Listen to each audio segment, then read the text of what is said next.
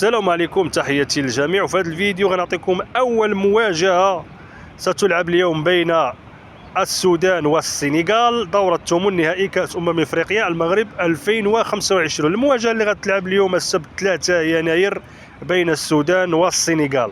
المباراه غتلعب في ملعب الكبير بطنجة ابن بطوطة. مواجهه حارقه على الساعه 4 بتوقيت غرينتش، 5 بتوقيت المغربي، 7 بتوقيت مكة المكرمة. مواجهة قوية، مواجهة الأولى ضمن منافسات دورة ثمن. ما هي توقعاتكم لهذه المواجهة بين المنتخب السوداني والمنتخب السنغال؟ هل فوز السودان أم التعادل أم فوز السنغال أم سيذهب الفريقين إلى ركلات ترجيح؟